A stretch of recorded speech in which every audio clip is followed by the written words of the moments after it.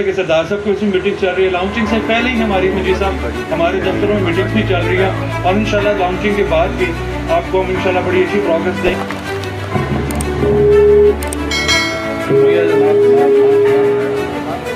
मैं इसके साथ मैं जो वक्त हमारे पास बहुत पहले हम लेट हो चुके हैं, मैं गुजारिश करूँगा आने वाले मुकर्ररीन से कि वो मुख्तसर अपना बाद जो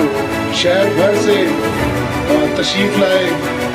दीगर शहरों से तशरीफ़ लाए, पेशावर से दोस्त आए हैं, सरगोदा से दोस्त आए हैं, इर्द गिर्द के बहुत से और शहरों से दोस्त आए हैं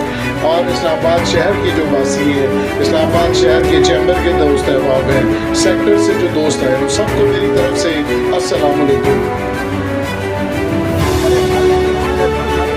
आज बड़ा ज़बरदस्त, बड़ा खुशी का दिन है कि जनरली मैं आपको ये एक बात बताना चाहता हूँ। मेरे एक्सपीरियंस मुझे भी 25 साल के करीब इस रियल एस्टेट की फील्ड में हो चुके के बाद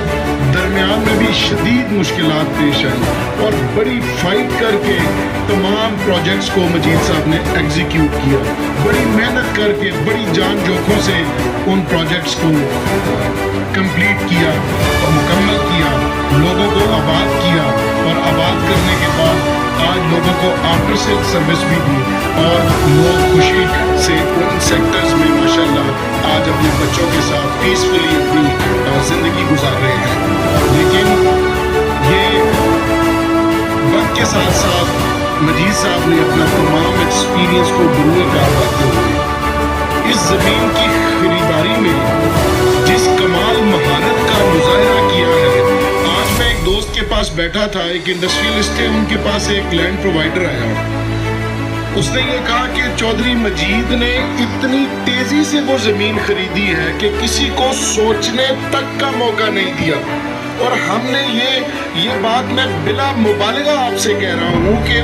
उस शख्स ने, लैंड प्रोवाइडर ने ये कहा कि किसी को संभलने का